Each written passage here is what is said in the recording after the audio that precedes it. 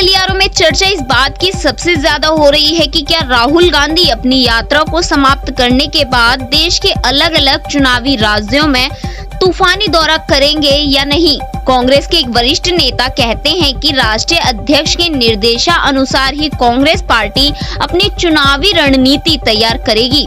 राहुल गांधी की 150 दिन की भारत जोड़ो यात्रा अगले कुछ दिनों में अपने 100 दिन का पड़ाव पूरा करने जा रही है। 100 दिन के बाद महज 50 दिन की यात्रा ही बचेगी, जो दिल्ली, उत्तर प्रदेश, हरियाणा, पंजाब होते हुए जम्मू कश्मीर लेकर पहुंचेंगे।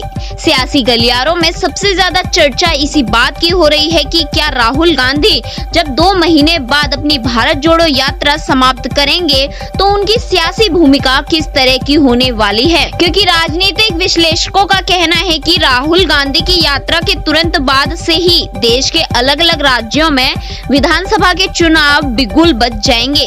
ऐसे में 3500 किलोमीटर से ज्यादा की भारत जोड़ो यात्रा के बाद कांग्रेस की सियासी परीक्षा तो इन चुनावों में मानी ही जा रही है और इस परीक्षा में राहुल गांधी की भूमिका सबसे अहम होने वाली है।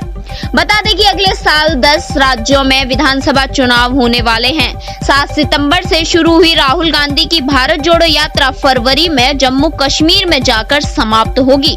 राजनीतिक विश्लेषक SN धर कहते हैं कि भारत जोड़ो यात्रा भले ही राजनीतिक न कही जा रही हो, लेकिन सियासी गलियारों में इसे पूरे तरीके से राजनीतिक यात्रा के तौर पर ही देखा जा रहा है।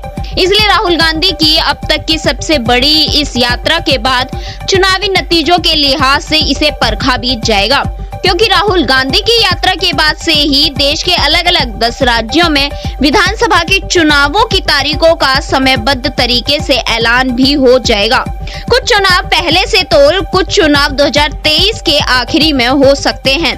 धर कहते हैं कि कोई भी राजनीतिक पार्टी जब तक इतनी बड़ी यात्रा निकालती है तो अंततः उसका परिणाम चुनावी नतीजों के तौर पर ही देखा जा सकता है। इसलिए राहुल गांधी के लिए यह यात्रा जितनी महत्वपूर्ण है, उससे ज्यादा महत्वपूर्ण इस यात्रा के बाद होने वाले विधानसभा चुनाव के परिणाम होंगे। आज की इस खबर में इतना ही। बने रहिए न्यूज लिंक के साथ।